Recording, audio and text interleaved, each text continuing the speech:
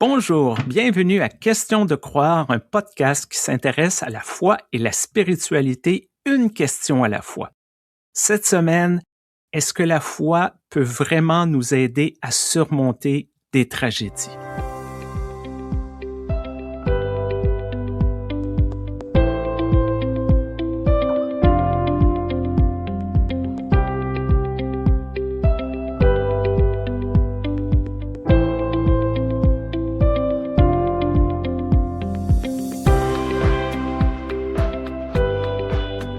Bonjour Stéphane. Bonjour Joanne. Bonjour à toutes les personnes à l'écoute. Aujourd'hui, j'aimerais vous présenter ma collègue qui est aussi dans la même équipe de jeunes ministres. Oui, je fais partie des jeunes ministres dans l'Église réformée vaudoise et ça me donne ce privilège de connaître comme ça Sophie Maillefer qui est là avec nous aujourd'hui. Sophie, bienvenue. Bonjour, merci pour l'invitation. Bonjour. Sophie, tu veux peut-être te présenter toi-même, dire quelques mots sur qui tu es et où est-ce que tu exerces le ministère. Je suis pasteur suffragante, c'est-à-dire encore non consacrée au sein de l'Église évangélique réformée du canton de Vaud. Donc, comme l'a très bien dit Joanne, on travaille pour la même église actuellement. Et je suis à Lutry, dans la paroisse de Belmont-Lutry. La paroisse de Belmont-Lutry qui se trouve, est-ce qu'on appelle ça la Riviera ou pas ? Non, c'est dans le Lavaux.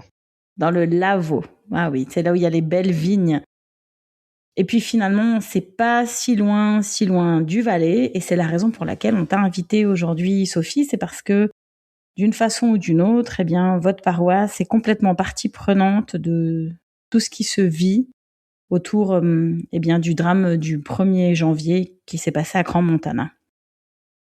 Oui, alors on a eu effectivement un incendie en Suisse, à Crans-Montana. Et puis, dans notre paroisse, dans la commune, disons, il y a 8 jeunes qui sont décédés, encore un certain nombre aussi à l'hôpital des suites de cet incendie. C'est un peu dans ce cadre-là et vis-à-vis de tout ce que j'ai pu vivre aussi en tant que ministre, tout ce que j'ai pu entendre, tout ce que j'ai pu partager sur les réseaux sociaux que j'ai trouvé important. On a avec nous une ministre qui est au cœur de cet accompagnement, de cette tragédie qui a touché la Suisse. Et cette tragédie qui a aussi réactivé plein de choses dont je trouve intéressant qu'on parle aujourd'hui. Chez vous, Stéphane, actuellement, il n'y a pas eu un grand drame qui a mobilisé les églises? Un peu comme partout, il y a des drames, il y a des choses qui frappent l'imagination. Je pense, cette année, c'est le 9e anniversaire, si je peux utiliser le terme anniversaire, d'une fusillade à la grande mosquée de la ville de Québec, où quelqu'un, malheureusement, est rentré dans la mosquée à une heure de prière et a commencé à tirer. Il y a des gens qui sont décédés. Et ça amène toujours la question, mais pourquoi? Oui, il y a des gens qui sont radicalisés. Oui, il y a des gens qui sont un peu dérangés. Mais ces personnes-là qui ont été blessées, ces personnes-là qui ont été tuées, on se demande, qu'est-ce qu'ils ont fait, là? Ils n'ont pas mérité ça. C'est des personnes totalement innocentes qui, malheureusement, sont au mauvais endroit, au mauvais moment. Mais ça ramène toujours la question du plan de Dieu. Et c'est ça, moi, que j'ai de la difficulté lorsque les gens disent « Ah, ça fait partie de la volonté de Dieu, ça fait partie du grand plan de Dieu, il y a une raison derrière ça. » Je peux comprendre qu'en temps de crise, on essaie de trouver un sens à la douleur, mais moi, j'ai toujours l'impression que Dieu ne fonctionne pas selon la logique humaine. Le plan de Dieu appartient à Dieu et je pense pas qu'on peut le comprendre. J'ai de la difficulté lorsqu'il y a des personnes qui essaient de trouver ou qui essaient de proposer des explications logiques. Justement, c'est ce qu'on a essayé d'éviter à Lutry, dans la manière dont on a accompagné les familles et puis aussi la communauté qui se posait beaucoup de questions et qui était très, très touchée par ce qui a été vécu. Ça a vraiment été vécu à Lutry comme une rupture sociale, vraiment, parce qu'il y a un vide, il y a vraiment cette disparition de jeûne, ça a vraiment impacté le tissu social. On était en phase avec la douleur des familles. Et du côté de la paroisse, ce qu'on a essayé de mettre en place, c'est justement une présence qui se tient auprès de ce vide, qui propose pas des réponses, mais qui est dans l'ouverture d'un espace, dans l'ouverture d'une présence, dans la solidarité commune, pour se tenir ensemble dans ces questionnements, dans cette douleur. C'est pour ça qu'on a organisé un temps de recueillement, d'abord le 3 janvier, assez rapidement en fait, quand on ne savait pas encore exactement tout ce qui s'était passé. Et puis on a proposé des temps de silence, des temps de prière, mais il n'y avait pas de message, il n'y avait pas de paroles nécessairement qui cherchaient à expliquer ou à donner une raison comme ça. Oui, parce que ce qu'on a vécu, c'est vraiment un élan de la population vers les églises, n'est-ce pas? À Lutry tout particulièrement, j'ai vu sur ces centaines de bougies, ces centaines de fleurs qui ont été déposées devant le temple, mais aussi un peu partout sur le territoire, puisque c'est intéressant, la Suisse est un tout petit pays, il y a 9 millions d'habitants, 26 cantons, les gens sont souvent assez interconnectés, et j'ai découvert que l'une des copines dans la classe de gymnase de ma fille de 16 ans, c'est cette classe d'âge qui a été massivement touchée, une des copines était copine avec l'un des jeunes qui est mort cette nuit-là. Et donc, elle a manqué l'école et puis elle a expliqué que oui, moi je suis allée justement à Lutry. Et donc, j'ai pensé à toi, je me suis dit, oh, mais c'est incroyable ce lien qui se noue dans ce petit territoire où tout le monde est interconnecté avec tout le monde et où du coup, il a été nécessaire dans tout plein d'endroits d'ouvrir des églises, d'ouvrir des espaces, d'ouvrir des permanences aussi. Et je crois que vous avez pas mal œuvré en ce sens aussi. Oui, c'est ça qui était aussi vraiment intéressant et fort et profond en fait, c'est que tout le monde a œuvré dans ce sens-là, dans le sens où c'était pas partie des pasteurs seulement, c'était toute la commune, c'était aussi des paroissiennes qui se sont mobilisées, qui se sont rendues compte les premières que Lutry avait été très touchée, que la paroisse devait faire quelque chose. Donc il y a vraiment cet enjeu-là aussi de quelque chose de commun qui a été porté collectivement. Et je pense que ça dit déjà beaucoup de ce qu'on peut vivre en tant qu'humain et de ce qui aide aussi au cœur d'une tragédie comme ça. On a souvent parlé dans notre podcast comment l'Église est capable de créer la communauté. Et souvent, moi je l'ai vu là, comme vous, comme plein de gens l'écoutent, je suis sûr, lorsqu'il y a une tragédie, on a tendance à aller à l'Église, à se réunir autour de l'Église. Bon, peut-être dans les grandes mégapoles, c'est plus difficile, mais lorsqu'on a des communautés à l'échelle humaine, je pourrais dire, ben là, c'est le réflexe, on veut être ensemble. Et je pense que c'est un bon enseignement pour l'Église parce que, oui, il y a la théologie, oui, il y a le sacré, oui, il y a les rites, mais je crois qu'il y a ce besoin d'être ensemble.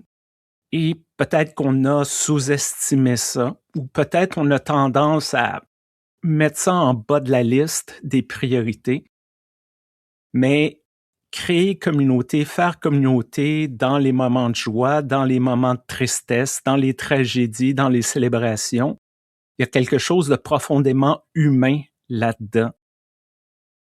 Pour moi, pour aller dans cette direction-là, j'ai eu l'impression que, alors oui, il y a le lieu de l'église, le lieu symbolique du temple qui a fait que les gens se sont réunis, où il y a une dimension aussi un peu transcendante d'un témoignage qui nous dépasse, un lieu aussi où des personnes vont se recueillir déjà depuis des siècles en fait.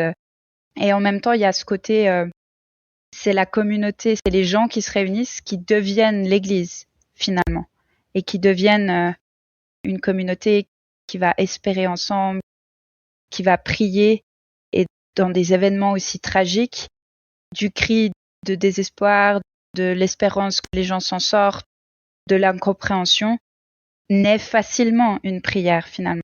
Parce qu'on est confronté tellement à l'impuissance, à des questionnements humains sur le sens de ce qu'on est en train de vivre, de ce qu'on n'arrive pas à intégrer, que finalement on n'est plus tellement en train de se poser la question est-ce que c'est croyant ou non croyant. D'ailleurs à Lutry, c'était frappant. Il y a des centaines de messages qui ont été déposés, certains adressés aux familles, certains adressés aux personnes qui sont décédées. Il y avait énormément de prières, des mots qui disent quelque chose d'une espérance. C'est pas des gens qui vont nécessairement à l'église, mais il y avait cet élan de dire je crois que les personnes qui sont parties sont en paix.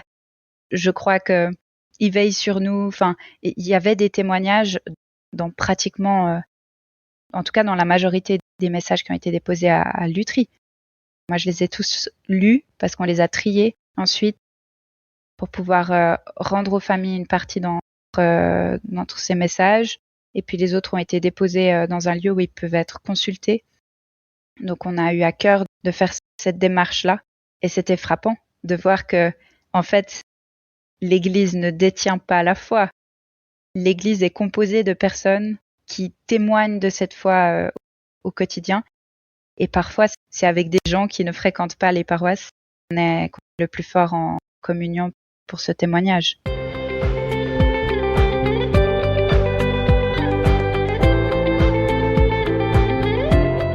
C'est quelque chose qu'on a vécu aussi de très fort lorsqu'il y a eu la journée du deuil national. Si je me souviens bien, c'était le 9 janvier, un vendredi. Et moi, je me trouvais à Yverdon-Temple, deuxième plus grande ville du canton.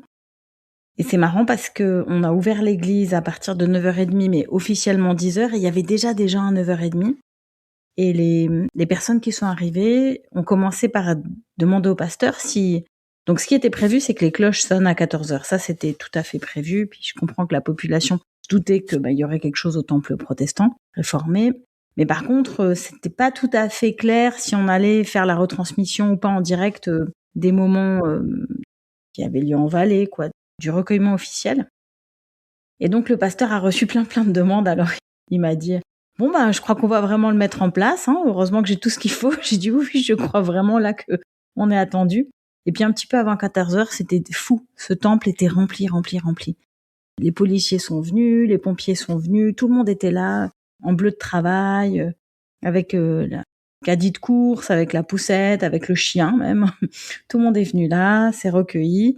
Et puis c'était tellement émouvant, puisque cet hommage national, il y avait une partie aussi avec un petit reportage, et on voyait les zooms sur les différents clochers réformés romans, qui partout sonnaient en même temps.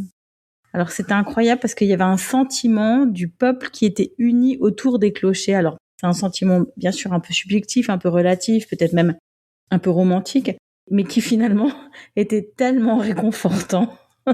Peu importe le côté cliché, c'était tellement réconfortant. Et c'est une sensation qu'on ressent peu au quotidien, qui nous arrive finalement pas aussi fortement au quotidien. Et donc c'est là que je vous rejoins aussi tous les deux. Finalement, c'est important de trouver des temps pour se rassembler. Et si c'est au moment des deuils, c'est au moment des deuils. Mais je crois qu'on va aussi réfléchir dans les RV, proposer des temps de rassemblement un peu alternatifs qui permettent de rester dans cet élan de ce besoin d'être ensemble. Je suis d'accord qu'il faut être réconfortant et en même temps, il faut être capable de dire les choses telles qu'elles sont. J'ai lu un excellent article qui disait que le prêtre, le pasteur, le leader religieux avait un peu la mission de mettre le doigt là où ça fait mal, parfois entre l'arbre et l'écorce. Ne pas nécessairement toujours mettre ça merveilleux. Être capable d'affirmer que oui, il y a des choses qui se passent comme ça. Je pense à le livre du rabbin Harold Kushner, When Bad Thing Happens to Good People, qui a réfléchi sur la mort de son fils qui était enfant. Bon, lui, il est rabbin, il est supposé être la bonne personne croyante. Ça ne l'a pas empêché de vivre une épreuve horrible. Je pense qu'il y a aussi ce besoin des fois de mettre des mots sur l'émotion, un peu peut-être crever l'abcès. J'ai été à une funéraille, un pasteur de l'Église unie qui s'était suicidé et toute la liturgie était belle, positive, mais les gens avaient des questions. Si un pasteur se suicide, quel genre d'espoir qu'il peut avoir pour nous, simples croyants? Je peux comprendre qu'on n'a pas nécessairement toutes les réponses, mais il faut être conscient de ça. Il faut être conscient qu'il y a des gens qui sont décontenancés, qui ont peut-être une théologie ou une vision du monde telle que si on prie suffisamment, si on fait les bons rythmes religieux, on a une meilleure vie. C'est pas comme ça que ça fonctionne. Et c'est peut-être pour ça que j'adore tant le livre de Job. Job, dans le Premier Testament, au début, il est riche, il est prospère, il fait toutes les bonnes choses. Et bon, là, on parle dans le récit là, d'un pari entre Dieu et Satan. Tout s'écroule et personne comprend qu'il lui dit « Non, mais t'as dû faire quelque chose de mal. Là. Peut-être que tu t'en es pas rendu compte, mais ton malheur s'explique. » Non, son malheur s'explique pas, c'est la vie, c'est ça qui arrive. Donc, il faut être capable, je pense, en tant que leader religieux, pas nécessairement mettre du sel sur la plaie, mais d'être capable de dire « Oui, je suis conscient de ce que vous vivez. Oui, je suis conscient de l'émotion. Puis oui, c'est injuste. Et oui, ça ne devrait pas se passer comme ça. » C'est vraiment cette démarche-là qui a été vécue à Lutry. Moi, je me souviens du moment de recueillement où, dans l'introduction, on a commencé par nous sommes sous le choc. Et c'était la même chose du côté de la prière qui a été écrite, parce qu'il y a une prière qui a circulé dans toutes les paroisses du canton de Vaud, qui a été écrite de façon commune avec la communauté israélite, l'Église catholique et l'Église réformée. Et ça commence par ces mots. « Ô Dieu, face à l'ampleur de la tragédie survenue à Cran, les souffrances des uns et des autres et notre sentiment d'impuissance, nous commençons par faire silence devant toi. » Donc il y avait vraiment cette notion de dire, en fait, on commence par se taire, on commence par être là dans ce sentiment d'impuissance et on n'est pas en train de chercher à justifier ou à finalement dire que tout ça avait du sens. Et finalement, c'est aussi ce qu'on fait quand on accompagne les familles en tant que pasteur dans les cérémonies d'adieu, les services funèbres, les cérémonies d'hommage, etc. Finalement, on dit que Dieu se tient avec nous dans ce qu'on vit, mais on n'est pas en train d'expliquer plus que ça, finalement. On n'est pas en train de dire que Dieu avait tout planifié, que ça se passe comme ça, si les gens ont été gravement malades ou autres. Moi, j'ai un petit peu observé, puisque c'était un tout petit peu plus facile pour moi d'observer, n'étant que Suissesse d'adoption depuis à peine 5 ans, les mouvements de la population, puis je pouvais accueillir aussi ce que les gens me disaient sur leur inquiétude, en fait, pour les jeunes maintenant, sur les traumas que ça peut aussi faire remonter. J'ai une dame comme ça, Yverdon Temple, qui m'a dit « Ah, moi, mon fils, c'est un grand brûlé, il est rescapé. » Voilà, donc il y a toutes sortes de choses. Et j'ai remarqué que c'était très intéressant combien les personnes immédiatement étaient dans une forme de déni, c'est-à-dire de dire « Mais comment ça peut arriver en Suisse ?» Ça, c'est l'étape du déni. Alors, il n'y a pas une étape linéaire, hein, c'est pas 1, 2, 3, 4, 5, mais ça en fait partie. Et même dans notre groupe de prière de parents, ici dans la paroisse de Pacor, à Corcelles, près Payerne, il y a une maman qui a dit très spontanément « Moi, j'aurais jamais cru que ça pouvait arriver en Suisse. Les autres pays, on a l'habitude, mais chez nous, il se passe jamais ça. » Et donc, il y a ce côté un peu déni. Et puis après, j'ai vu beaucoup de colère. C'était la faute des propriétaires, des Corses, en plus des Français, ça c'est vraiment embêtant. C'était la faute en Valais parce que c'était pas organisé comme il faut. C'était la faute des pompiers qui auraient dû intervenir plus tôt ou autrement. Enfin, c'était la faute des parents qui auraient pas dû laisser les enfants sortir. Et c'est là qu'on comprend qu'en fait, on est en train de vivre un deuil collectif. Et comme nous, on a les outils pour l'appréhender, comme vous disiez tous les deux, qu'est-ce qu'on peut proposer dans cette tragédie qui soit de l'ordre de la foi? Et en même temps, pourquoi forcer les étapes? Si les personnes ont besoin de passer par le déni, par la colère. Après, il y a la notion un peu de marchandage, dans le sens où on espère pouvoir sauver un maximum de jeunes. Là, on voit que c'est pas si simple. Il y a déjà un jeune qui malheureusement est décédé, mais on les dispatche dans les meilleurs hôpitaux. Et puis forcément, il y a un moment donné où toute cette pression va sortir, ce moment de dépression.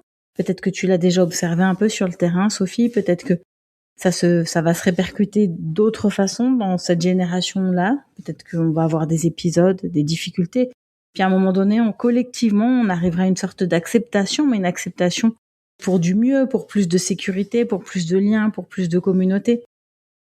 Et c'est là aussi qu'on a quelque chose à vivre et à apporter ensemble en tant que communauté. Je trouve que le défi là-dedans, en fait, c'est d'observer toutes ces étapes, de les vivre avec les gens, parce qu'on fait partie de la population, c'est normal. Et en même temps, d'arriver toujours à faire le pas de côté pour proposer quelque chose d'alternatif, quelque chose qui leur permette de vivre ce moment, mais sans s'enfoncer dans ce moment.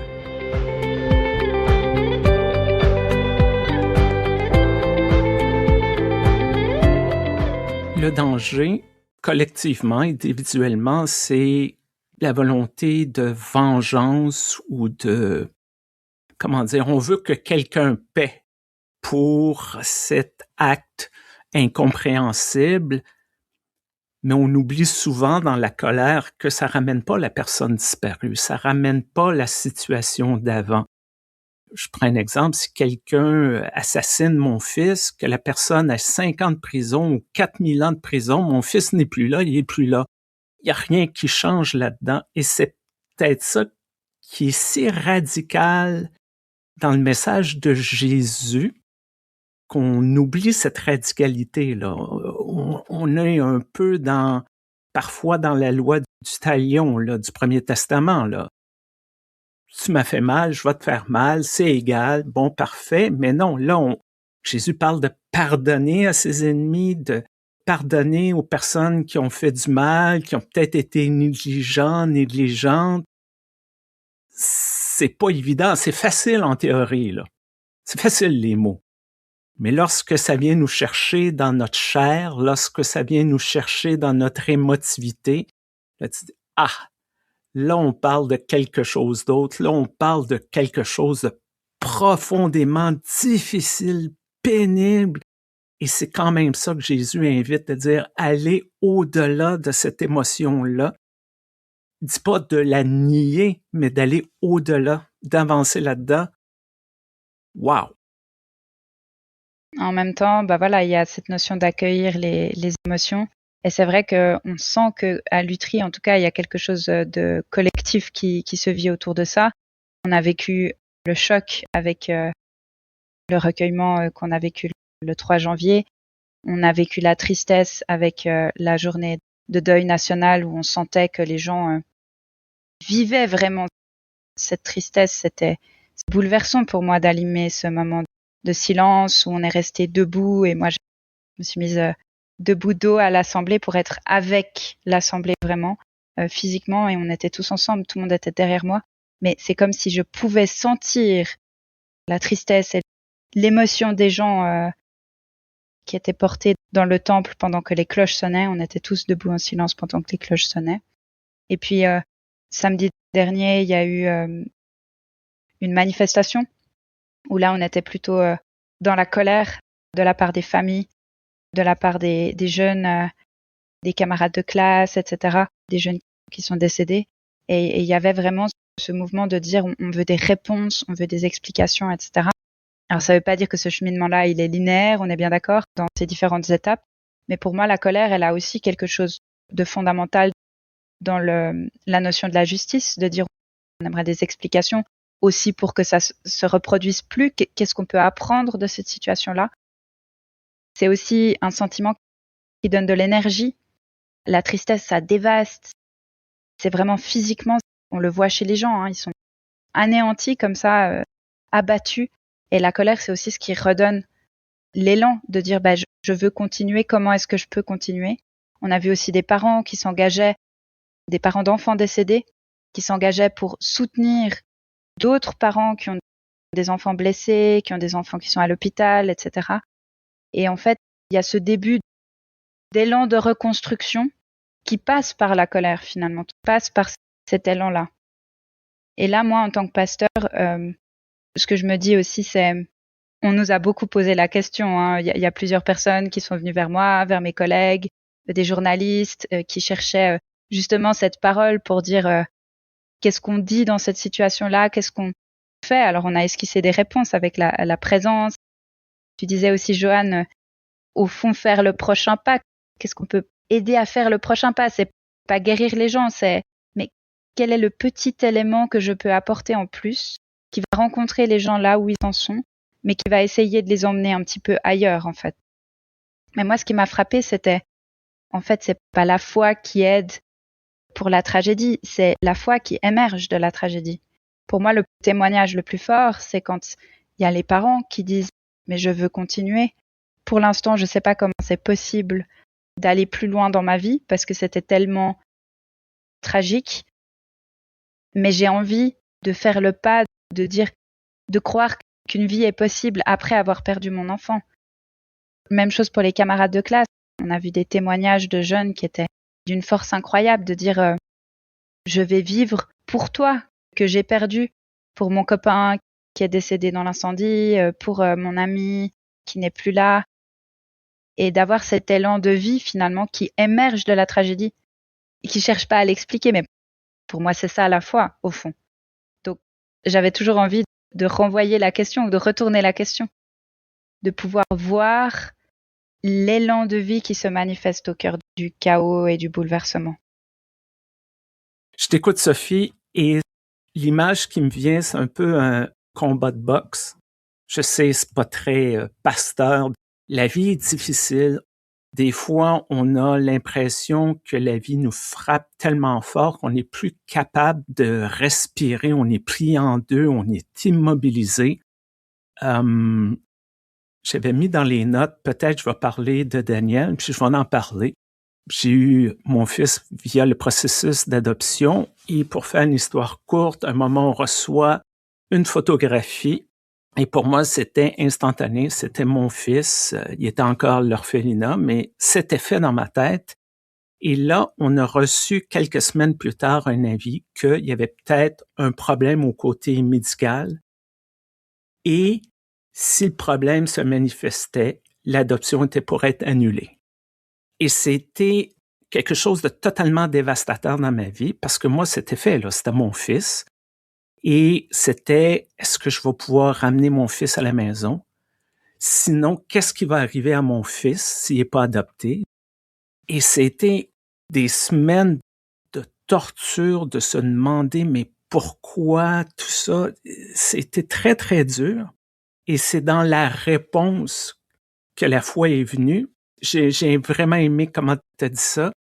Un peu pour revenir au combat de boxe, c'est la vie est difficile, on revient dans son coin et un peu comme Dieu est là pour OK, prends ton respire, t'es capable, reprends ton énergie, continue sur le bon chemin et Dieu nous renvoie dans le chaos, nous renvoie dans les endroits qui fait mal, nous renvoie affronter ce qui est difficile à affronter.